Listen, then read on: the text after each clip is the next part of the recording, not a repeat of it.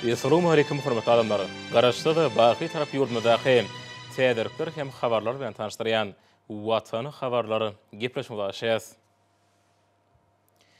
Garaşda baqy tarap Türkmenistan döwletimizde alınıp barýan işler berqarar döwletiň täze ýamynyň galkynşy döwrüne munasyp ýörelgeler bilen üstünlikleri başlanýar. Munyň şeýledigi hepden dowamyna wakalarym tutuş aýdynlygy bilen tasdiklaýar. 28 martda hormatly prezident we Serdar Berdimuhammedow ministrlik kabinetiniň başlygynyň o wetana toplumda gödäwçiligi diýen ornatarynyň Aşgabat şäheriniň hemde golaýatlaryň häkimleriniň gatnaşmagyny sanly ulgam arkaly iş maksadyna geçirdi. İş maksadyna gatnaşjylary alınıp barýan işler barada hasabat berdiler. Hormatly prezident we Aşgabat şäherine alınıp barýan işleň ähli babatda nusguluk derejä eýe bolmalygyny bellädi.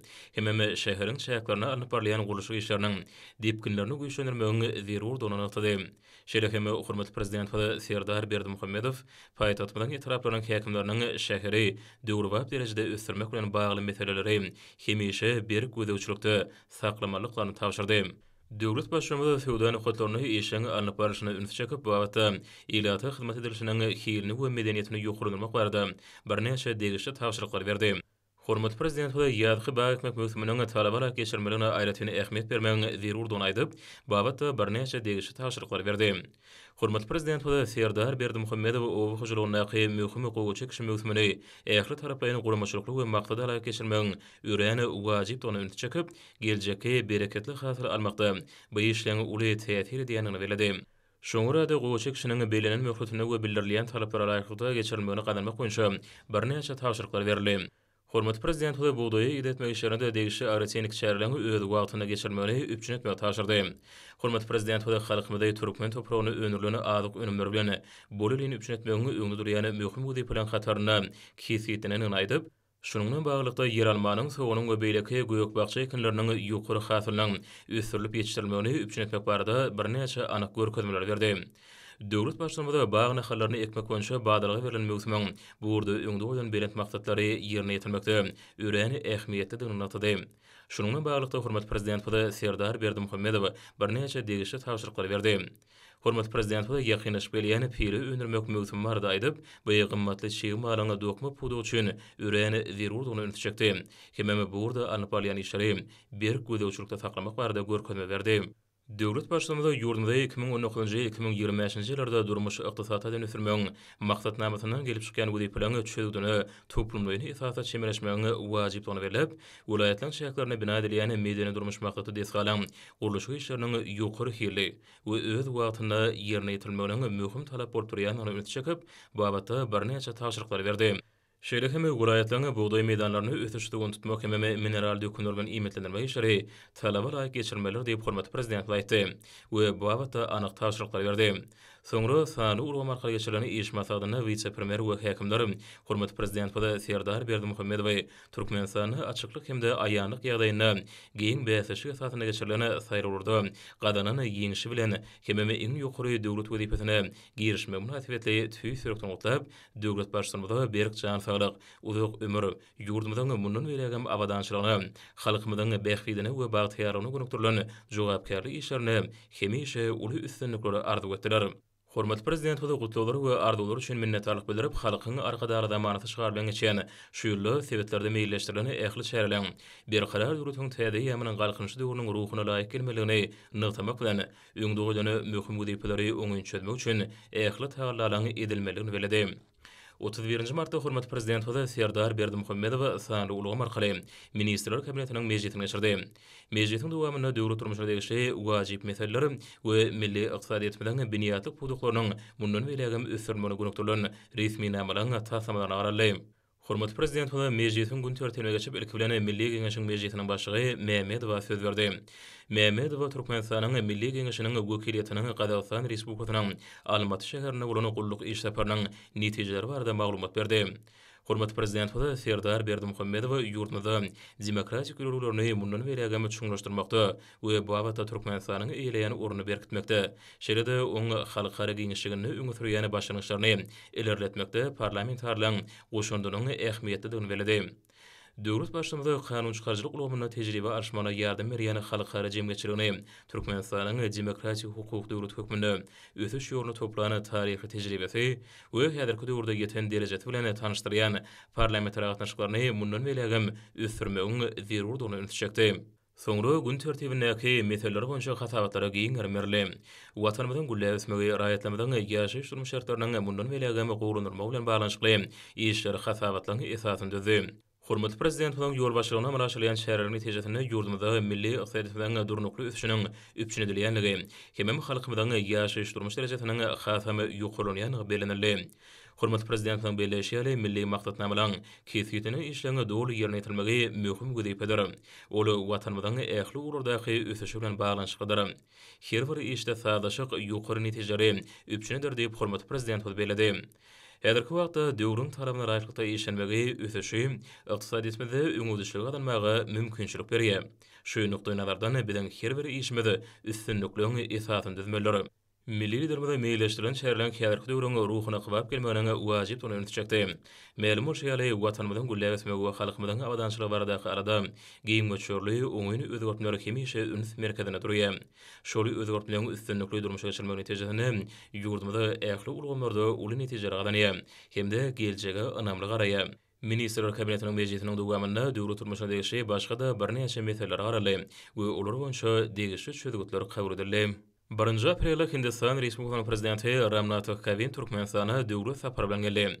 Paýtagtymyzyň halkara howa menziline berent mertebeli mehmany garşylamak dawarasy boldy. Ma'lum şeýle gyzyklyny bildirýän hyzmatdaşlaryň ähli bilen netijeli hyzmatdaşlyk putrlanmak, şol sany Aziýa täwitiniň ýurtlary hususana Hindistan Respublikasy bilen gatnaşyklary ösürmek Türkmenistanyň daşary syýasatynyň ileri sürýän ururyny berdi. Paýtagtymyzyň halkara howa menziline prezident Ramnath Kovind hormatly prezident we Serdar Berdimuhammedow meherli mübarekledi. Döwlet gatnaşyklarynyň taryhyna dostlukly döwletiň başçysynyň ýurdumyzda ilkinji sapardyr.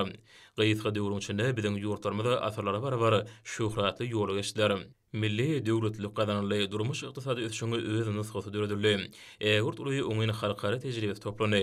Häzirki wagtda Türkmenistan şeýle Hindistan ýakyn dost we möhüm hyzmatdaşlar. Ýurdumyzyň garaşylygyny ýakydan dünýäniň ilkinji döwletlerinden biridir. Belent mertebeli mehmanyň avtoro kerwany motosikletçileň hormat kerwanynyň uratmagyny ýyldız mehmanhanasyna tarap urdy. Häzirki döwürde biziň ýurtlarymyzyň arasyndaky depoň gatnaşyklary çuňur taryh köklери we taraplaryň hoşniýetli erkekligine daýanyp berkidilýär. Şol sany köp taraplaryň esasy putrlanylýar. Türkmen hindi hyzmatdaşlygy köp purur boýunça ösürilýär. Döwür taraplarynyň ýokary derejesi şol sany köp taraplaryň görnüşde eri halkara guramalaryň uğru boýunça gatnaşyklary iki dostlukly ýurduň netijeli hyzmatdaşlygy ösürmäge berk ıgrarydygynyň aýdyň subutnamasy. Umumana Türkmenistan we Hindistan köp urly hyzmatdaşlygyň ýurt uly mümkinçiliklerine eýedir. Şol mümkinçiliklerden netijeli peýdalanmak iki ýurdun arasynda has berk we ygtybarly dostluk köprülerini we hyzmatdaşlygy ýoly goýmaga ýardym eder. Prezident Ramnath Kovindiň şu gedeki döwlet sapary beýle gatnaşyklary täze kuwwatly itergi bermäge, oňa täze urlaryny açmaga mümkinçilik berer. 2 aprelde paýtagtymyzda Türkmenistan prezidenti Serdar Berdimuhammedow hemem ýurdumyzda döwlet sapary bilen gelen Hindistan Respublikasynyň prezidenti Ramnath Kovindiň arasynda gepleşikler geçirildi. Şu gedeki ýokary derejedäki duşuk diýip bolany dostlukly Türkmen hindi gatnaşyklaryny putrlanmagy ýoluna nowatdaky netijeli ädimi öwrüler. Beýle gatnaşyklary häzirki döwürde taraplaryň hoşmeýli erkekligine daýanyp täze many mazmun bilen baýlaşdyrylýar. Şunun bilen baglykda Hindistan Respublikasynyň prezidentiniň Türkmenistana ilkinji taryhy sapardygyny bellemeli. Oğuzhan Köşkler toplumynyň merkezi gireletiniň ýanyna hormat prezident boldy Serdar Berdimuhammedow hindik herdeşini meherli garşylady. Döwlet başçylary dostlukça salamlaşyp köşüň içine girdiler. Iki ýurduň döwlet başçylary Türkmenistanyň we Hindistanyň resmi wekilletleriniň azadary bilen tanışdylar. İki ýurduň döwlet paýdaklarynyň öňünde resmi surata düşmek dawarasy tamamlanandan soň hormat prezident boldy Serdar Berdimuhammedow prezident Ramnath Kovindy Uruwaç otoguna geçmäge çağırdy. Şo ýerde ýokary derejedäki iki taraplaryň gepleşikleri geçirildi. Hormat prezident boldy belent mertebeli mehmany tüýsürekden mübareklep oňy ýurdumyzda basaparna diýip bolan Türkmen hindi dostluk gatnaşyklary ösürmekde möhüm tapgyr hökmüni garalýan weledi. Hemem Aşgabatda geçiriljek duşluklaryň we gepleşiklerin halklamynyň arasyndaky dostlugy berkitmäge hemde ören köp urly hyzmatdaşlygy giňertmäge uly itergi berjekdigine anam bildirdi. Melim uşaýaly şöyle şanly sene Türkmenistan ýene Hindistan respublikasynyň arasyna diplomatik gatnaşyklaryň ýoly goýulmagynyň 30 ýyly bilendirýär. Şoňa görä de bu şanly sene ýurtymyzyň durmuşyny iki taraplaryň döwletleri hyzmatdaşlygyny ara alyp maslahatlaşmak, häzirki zaman dünýä üçin ruhyna laýyklykda täze maglumat bilen baýlaşdyrmak üçin oňa sebäp bolup durýar. Şeýlekime 2022-nji ýyly Hindistan'yň öz garaşylygynyň 75 ýyllyk şanly bayramyny belleýän üçin möhüm ähmiýete eger. Hormat prezident Hoda Serdar Berdimuhammedow Hindistan Respublikasynyň prezidentini hemme dostlukly döwletiň ähli halkyny bu waka bilen gutlap iň gowy arzularyny beýan etdi. Prezident Ramnath Kovind mehirli garşylaryny hemme mehmanförlük üçin döwlet başçylygynda hoşallyk bildirip, ýurdumyzda döwlet sapar bilen gelip görmek mümkinçiliginiň ödüren üçin tüý sürekdene şatlaryny atady. Şeýlekime ulu hormat prezident Hoda Serdar Berdimuhammedow ýakyny geçen prezident saýrowlaryny gazanany önämli ýeňişi bilen tüý sürekdene atady. Hemme muňy türkmen halkynyň döwlet başçylygynda bildirýän ägurt uly önäminiň aýdyň nyşany da berdi. Tarapları sevtuğu ähli gün törtebine özara gyzykmalarlygyny wajyp meselelerini birneçe boýunça pikir alşdylar. Soňra gepleşgere giň şeýdimde iki döwletiň resmi wekilletleriniň azaranyň gatnaşmagyna dowam etdi. Hormat prezident Hoda Serdar Berdimuhammedow prezident Ramnath Kovind ýene bir gedek mehirli mübareklep hemde belent mertebeli mehmana ýurdumyza gelmek barada şaklygy kabul eden üçin minnetdarlyk bildirip, Hindistanyň başçylygyny ilkinji duşugyny munyň orta elbetde gepleşgere aýratyny maglumat bilen berýänini berdi. Hormat prezident bu gepleşiklerini netijelerini iki dostlukly halkyň we döwletiň arasyna hyzmatdaşlygy hasamy berkitmäge hyzmat etjekdigini, ähli ulardaky özara hyzmatdaşlygymyza kuwatly itereg berjekdigini anamellerdi. Türkmen Hindi gatnaşyklary taryhy köklerini gadymy döwürden alyp gaýdy. Iki halky berk medeni gatnaşyklary biniýatlyk ruhy matlyklaryň ýakyny birleşdirýär.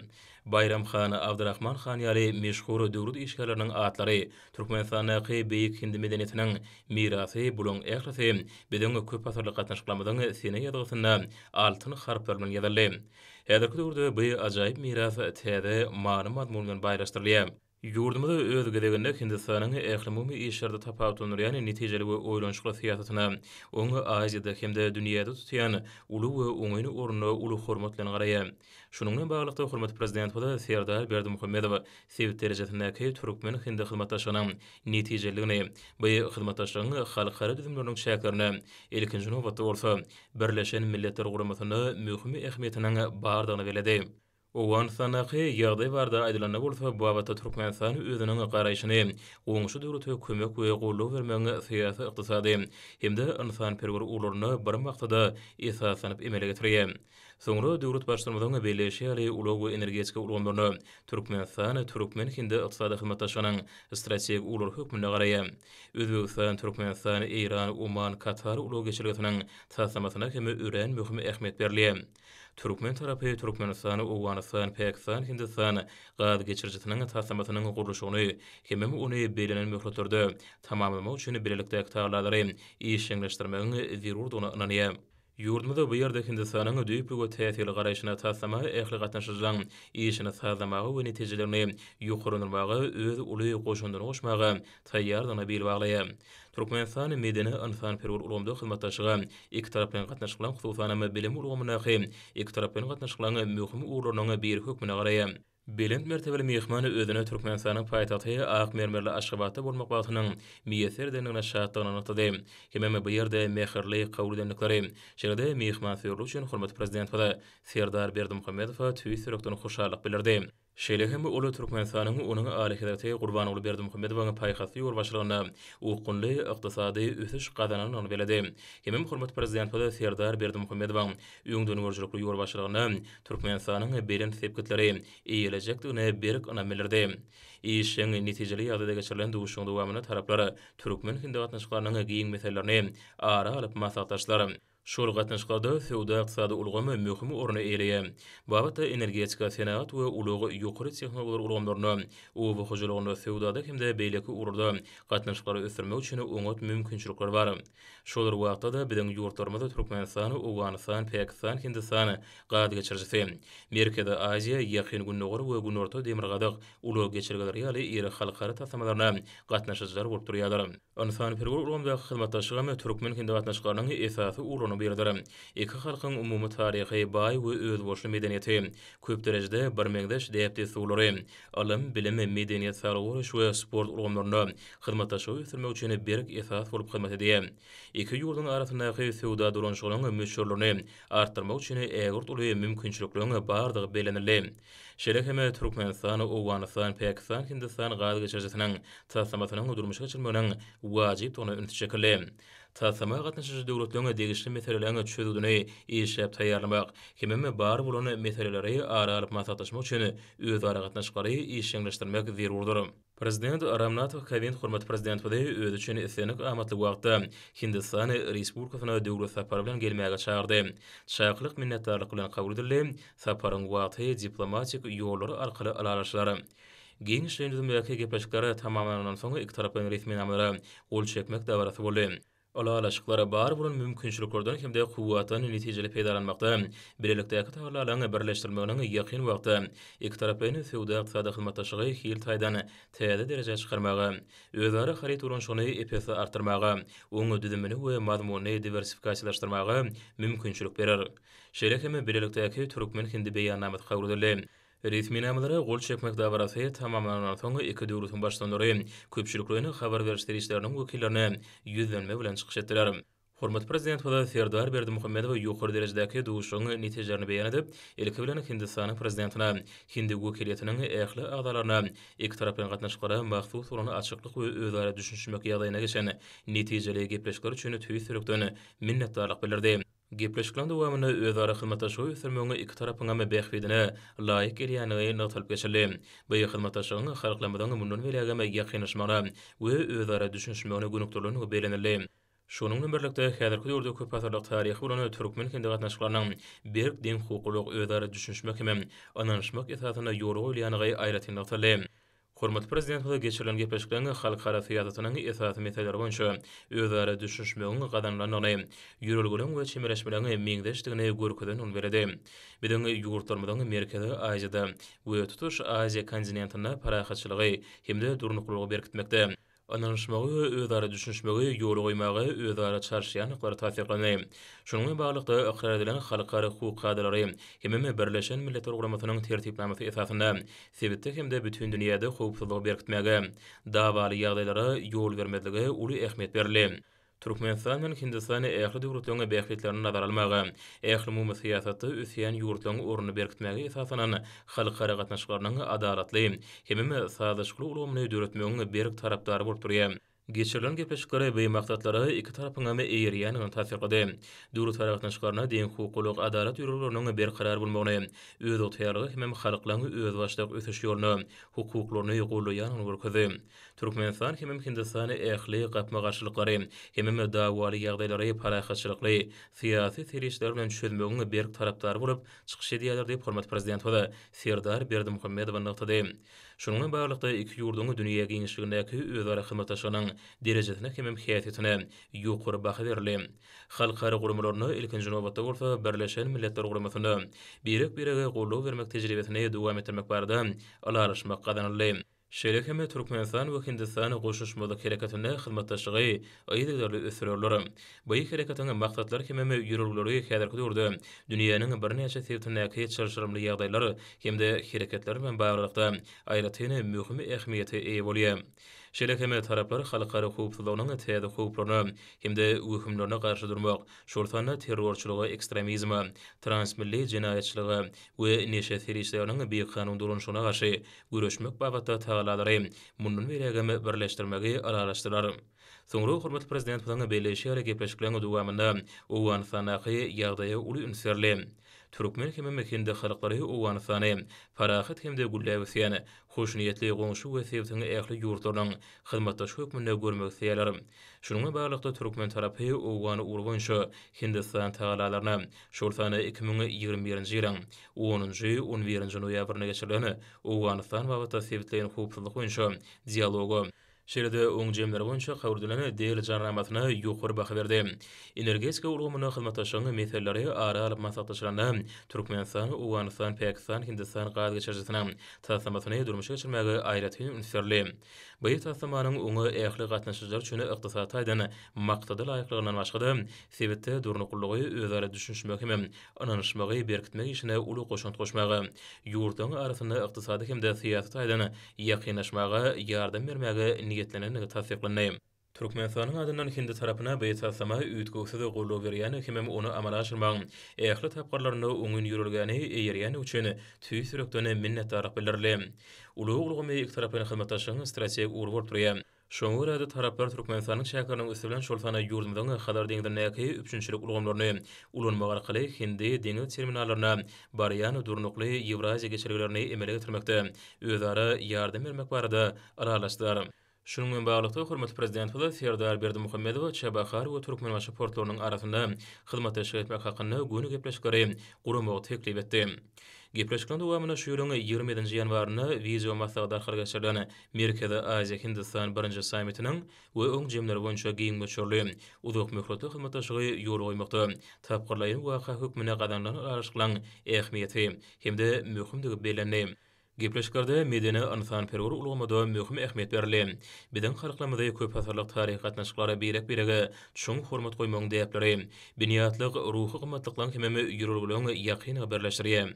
Bu beýik we ajaýyp miras häzirki döwürde täze many mazmun bilen baýlaşdyrylýar.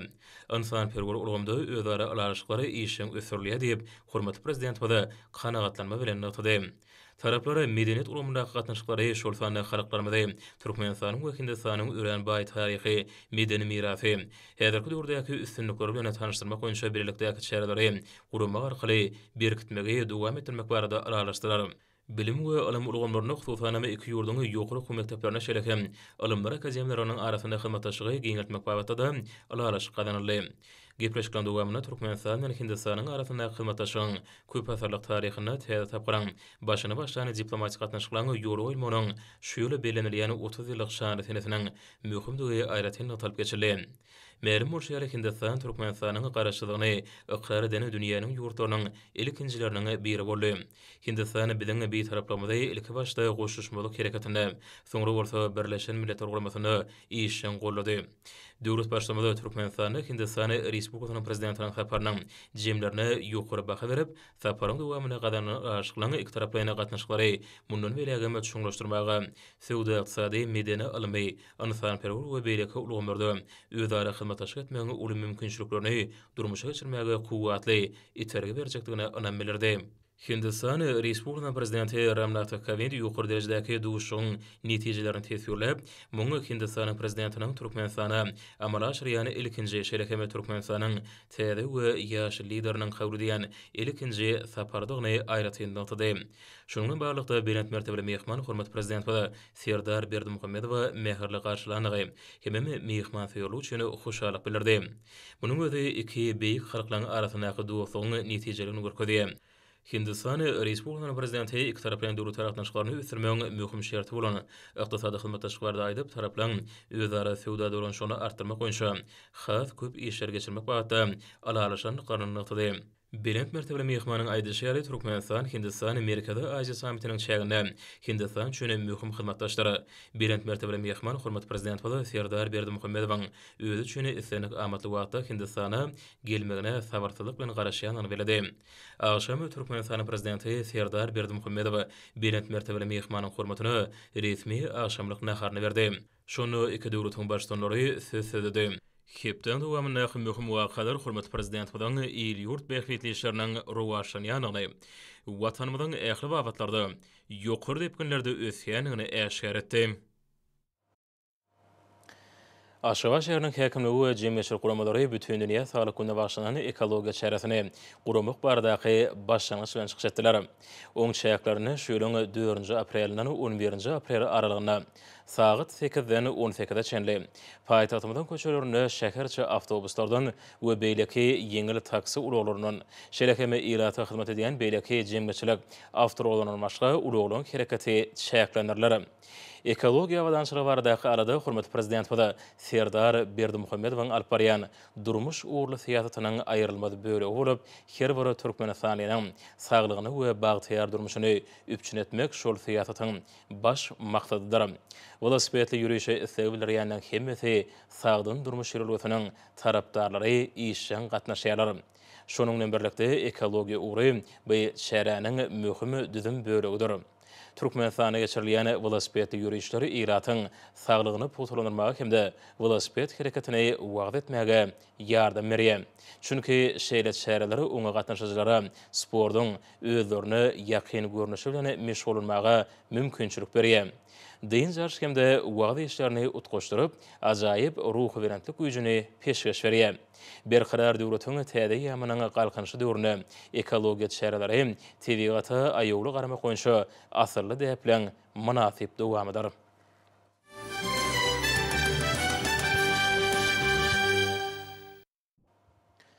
Uzul habar verilýär, şu günler Hindistan Respublikasynyň prezidenti Ram Nath Kovind döwlet sapary bilen ýurdumyzda bolýan saparynyň 3-nji gününe belent mertebeli mehman hemde oň ýanynaky wekiliýetiň azalary Türkmen paýtagtynyň ajaýyp ýerleri mehriban halkymyzyň baý milli mirasy bilen tanışdyrar. Ýerbilen Hindistan Respublikasynyň prezidenti Ram Nath Kovindiň ulag kergeni paýtagtymyň günorta gün matar kunjuguna ýerleşýän hemde türkmen halkynyň edelmen ogullaryna çuňur hormatyň we milletiň beýik geçmişine goýulan sarpanyň aýdyň nişany bolan halk hakydasy ýadygarlyklar toplumyna geldi. Bu ýerde edelmen watan goragçylary bolan milli gahrmanlary, halkyň azatlygy, erkinligi uğruna wepat bolanlary, segoçlarda gahrmançylygyň, edelmeniň hemde aýdusuzlygyň nusgasyny görkezenleri hatyrlaýan ýadygarlyklara gül desteler goýuldy hemde deňsiz taýsy gahrmançylyga taqdim edildi. Härki döwürde ýurdumyzda asarlar açyp gelýän milli ýörelgeler härki zamanyň ruhyna gywap derejede üstürlýär. Döwürleriň hemde nesilleriň ara baglanyşygyny alamatlandyrýan halk hakydasy härki zaman türkmen jemgyýetine aýratyn sarpalanýan gymmatlyga uğurly. Şunun bilen baglykda öz boşly binägärlik çözgüde esasyna gurulan halk hakydasy ýadygarlyklar toplumy şöhratly pederlerimiziň asyrly däplerine we dünýä nusgalyk watansöýçilik ruhyna goýulan sarpanyň aýdyň nişanydyr. Şunun bilen baglykda milli ýörelgelerin döwrewap derejede dowam etmegine, olaryň geljek nesiller üçin görüli mektebine öwürmegine möhüm ähmiýet berilýär. Munyň özi ýaşlarda watansöýçiligi halal dähmete bolan ihlasy potolanyrmakda aýratyn orny eýleýär. Sonra belent mertebeli mehman bir ýerden paýtagtymyzyň merkezine ýerleşýän bagtyarlyk sport toplumyna geldi. Ol Hindistanyň görnükli siýasatçylarynyň biriniň hormatyna dikeldilen Mahatma Gandhi'niň ýadygarlygyny gül goýdy. Ma'lum bolýar Hindistanyň garaşsylygy uğruna görüşiji akyllar, parahatçylygy we wagt edici şahsiýetiň ýadygarlygy 2015-nji ýylyň iýul aýynda Hindistanyň premier ministri Narendra Modi'niň Türkmenistana resmi sapary mahalyna açyldy. Aşgabatda Hindi halkynyň dünýä belli ruhy lideri Mahatma Gandhi'niň ýadygarlygynyň açylmagy Türkmenistanyň hemde Hindistanyň dünýäde parahatçylyk we durnukly ösüş ýörelgelerine aýratyn ähmiýet berilýäniniň aýdyň nişany bolup durýar.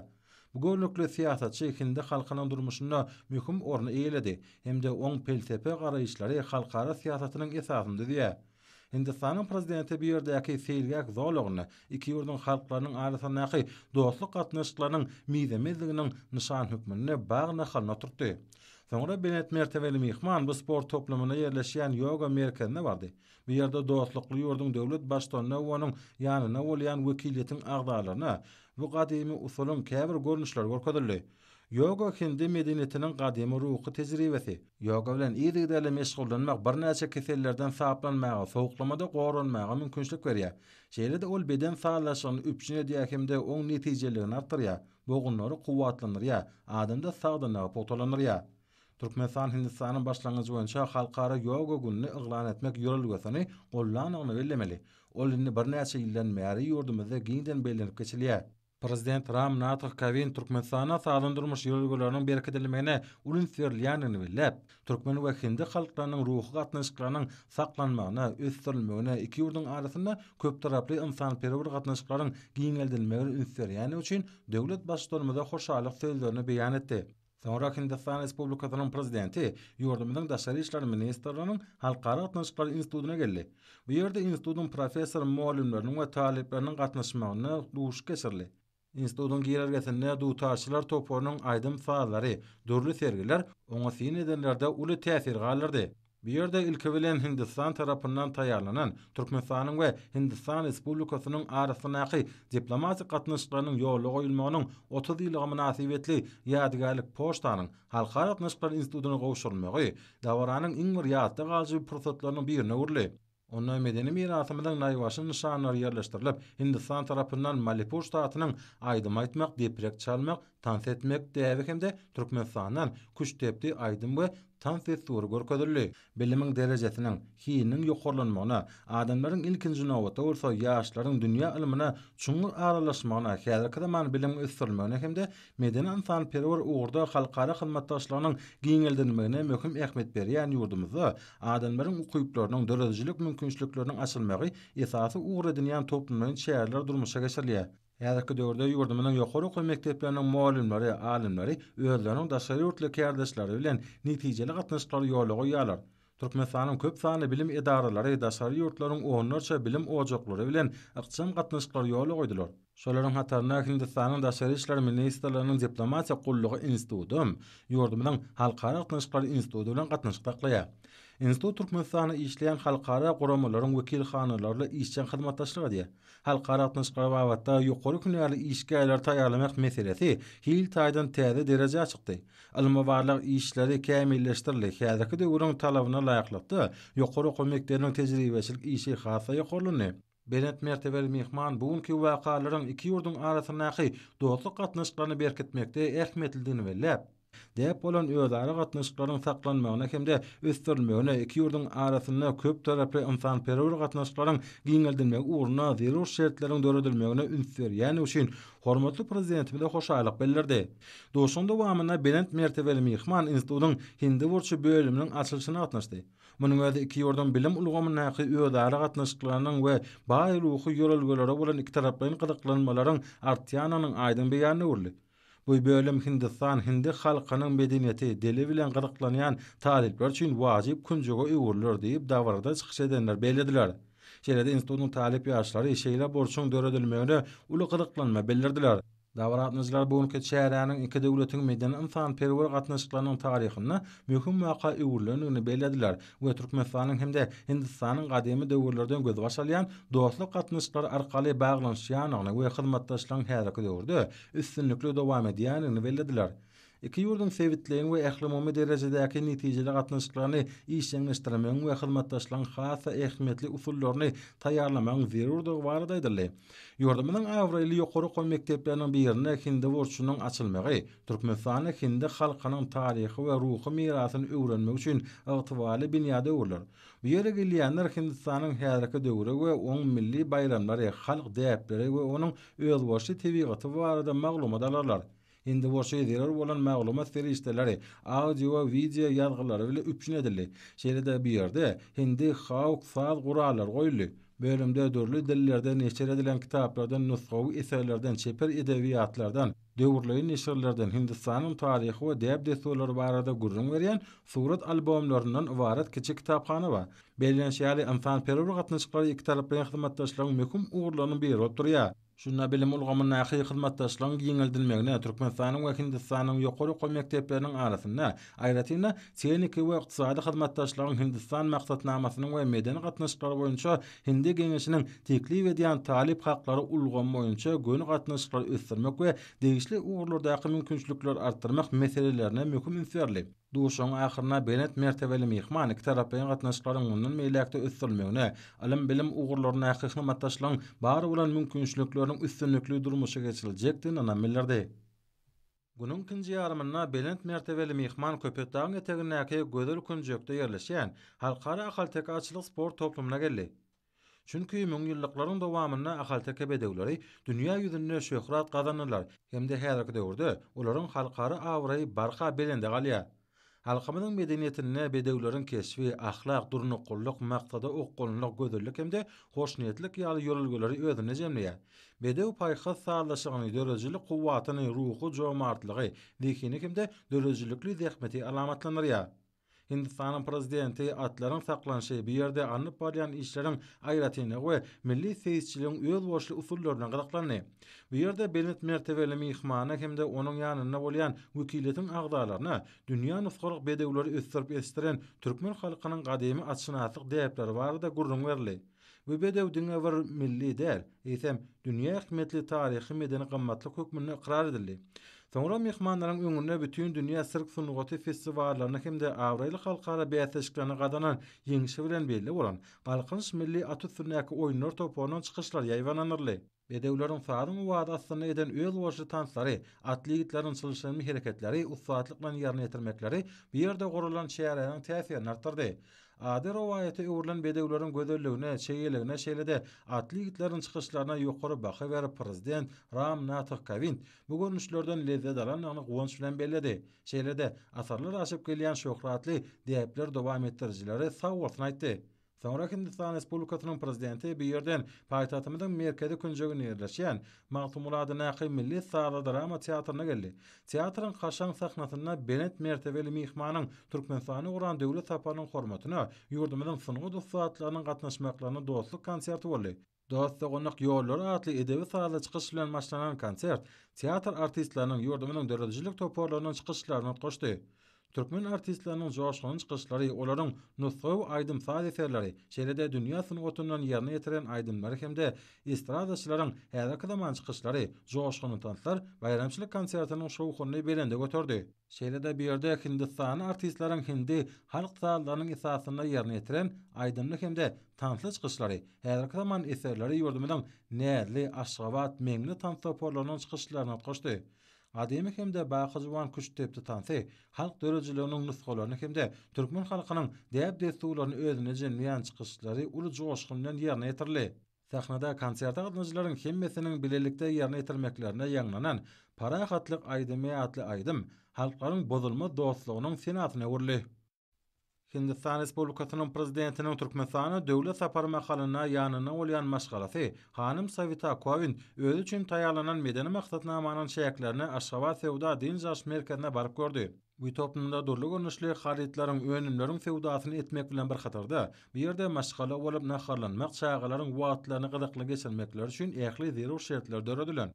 Mihman denan özü üçin işlenip taýýarlanan medeni maksatnamada ajaýyp Aşgabat şäher ilatynyň ýaşaýyş durmuş derejesi bilen tanışmak üçin zerur mümkinçilikleriň döredilenini uly şatlyk bilen belledi. Hemde munyň üçin hormatly prezidentimiz tüý sürekden çykan hoşallyk sözlerini aýtdy.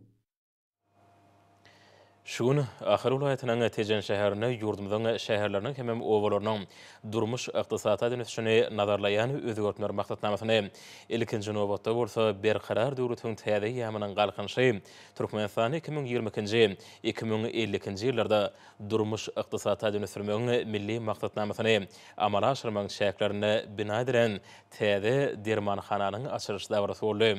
Ilaty derman serişleri bilen üçinçek bu deshanyň Türkmenistanyň giňden belenilýän bütün dünýä saglyk gününiň öňü süratyny açylmagy aýratyn ähmiýetlidir.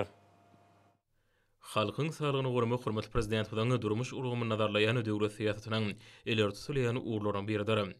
Döwlet başlanmada güdäýip girişme münasibetli davrada çykyşynda ýurdumyzda adamlaryň saglygy jemgyýetiň we döwletiň iň ýokary gymmatlygy bolup durýar. Şoňra da ilatyň saglygyny gorumak, keselliň öňlenmek we ýok etmek, saglyk uruş we derman senatyny dünýä derejesinde ösdürmek boýunça köp işler amala aşyrylýar. Saglyk uruş urgumyny özgörtmeleri dowam etdirilýär. Täze kärhanalar, bejer sagaldyş idareler gurulyp döwür we lukmançylyk enjamlary we derman serişleri bilen üçnediler diýip aýratyn notady. Hormatly prezidentiň beýleşýäri adamyň saglygy hemde awadançylygy bardaky aradany esasy urdun ýany durmuş syýasatynyň üstünlikli amala aşylmaly tejetini Türkmenistan dünýäde sagdanlyk we ruhy bilen ýurdu hökmüni ikrar edildi. Tejen şäherine täze açylan dermanhanada ýurdumyzda önürleýän hem Ýewropanyň öňde barjy önüme önerjileriniň köp görnüşli derman ferişleri, dürli lukmançylyk önümleri, keselleri anyklaýyş enjamlary hödürlenýär. Ara kesmesi de we dyn şunsuz işleýän dermanhananyň işgärleri düzüminde farmasewtlar, massagçy lukmanlar bar. Munyň özi müşterileri diňe bara zerur derman ferişlerini eýseme pedaly massagtlary almagda mümkinçilik berýär. Häzirki zaman enjamlar mümkindiren dermanhana sanly ulgamy biriktirildi. Degişli massagtlary almak isleýänler üçin soragy jogap bulup hereket edýär. Şeýle hem bu ýerde satyn alynan dermanlary eltip bermek hyzmatyny ýola goýmak meýilleşdirilýär. Täze dermanhananyň açyş dawratyna gatnaşanlar halkymyzyň saglygyny we awadançylygyny, esasy urdun ýany durmuş syýasatyny amala aşyrýan üçin hormatly prezident bilen tüý sürekdöni hoşallyk sözlerini beýan etdiler. Hormatly ýaşar, häzir orta ýapaşymyzda hepden dowamyna garaşlayan howa barada. Ýurdumyzyň gidrometeorologiýa barada gulluw tarapyndan taýýarlanan maglumaty siziň dikkatiňize getirýäs. Salam elik edýärler.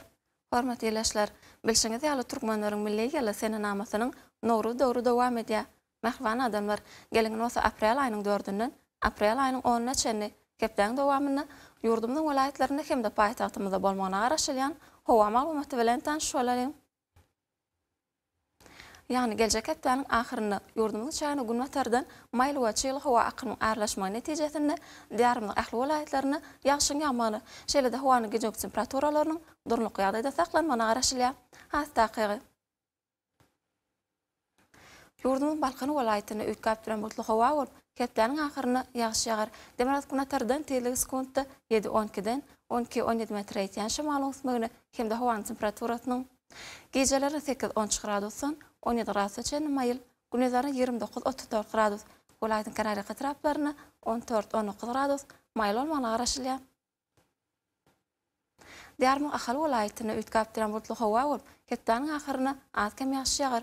Günogordan demirat günatary ognup gedýän tezligi sekundda 7-12-den 17-16 metr ýetýän şymal ösmegini hem de howanyň temperaturasynyň geceleri 10-15 gradusdan 18 gradusga çenli maýyl, gündüzleri 20-25 gradusdan 34 gradusga çenli maýyl bolmagyna garaşylýar. Ýurdumyň Mary welaýatyny üýtgäp duran bulutly howa bolup, hepdeniň ahyryny az kem ýagşy ýagar. Günogordan demirat günatary ognup gedýän tezligi sekundda 6-17-den 17-16 metr ýetýän şymal ösmegini hem de howanyň temperaturasynyň geceleri 10-15 gradusdan 18 gradusga çenli maýyl, gündüzleri 22-27 gradusdan 30 gradusga çenli maýyl bolmagyna garaşylýar. Diýärmiň Lewap welaýatyny üýtgäp duran bulutly howa bolup, hepdeniň ahyryny az kem ýagşy ýagar. Günogordan demirat günatary ognup gedýän tezligi sekundda 7-12-den 11-16 metr ýetýän şymal ösmegini hem de howanyň temperaturasynyň geceleri 11-16 gradusdan 19 gradusga çenli maýyl, gündüzleri 20-25 gradusdan 30 gradusga çenli maýyl bolmagyna garaşylýar. Ýurdum Daşow welaýatyny üýtgäp duran bulutly howa bolup, hepdeniň ahyryny az kem ýagşy ýagar. Günogordan demirat günatary ognup gedýän tezligi sekundda 7-12-den 10-15 metr ýetýän şymal ösmegini hem de howanyň temperaturasynyň geceleri 9-14 gradusdan 17 gradusga çenli maýyl, gündüzleri 19-24 gradusdan 30 gradusga çenli maýyl bolmagyna garaşylýar. Paýtagtyň Aşgabatda üýtgäp duran bulutly howa bolup, hepdeniň ahyryny az kem ýagşy ýagar. Günogordan demirat günatary ognup gedýän tezligi sekundda 7-9-dan 11-13 metr ýetýän şymal ösmegini hem de howanyň temperaturasynyň geceleri 12-14 gradusdan 17 gradusga çenli maýyl, gündüzleri 20-23 gradusdan 30 gradusga çenli maýyl bolmagyna garaşylýar. Hormatly ýaşlar, ýurdumyň aprel aýynyň 4-düne magnit hadisasynyň gowşak täsirli bolmagyna garaşylýar. Mähwan adamlar aprel aýynyň 4-dünden aprel aýynyň 10-na çenli hepden dowamyny ýurdumyň welaýatlaryna hem de paýtagtymyzda bolmagyna garaşylýan howa maglumaty bilen tanış bolýar.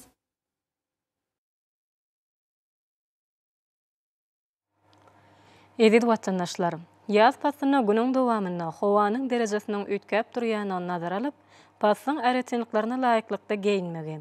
Şeýle hem häzirki wagtda howada tozun bölejikleriniň qadadan 5 göterim artmagy we howanyň akymynyň üýtgeme bilen baglanşykly howa şertleriniň adamyň bedene ýetirip biläjek oňoýsuz täsirleriniň öňüne almak maksady bilen ağız burun örtüğünü ulanmaklygy maslahat berýär.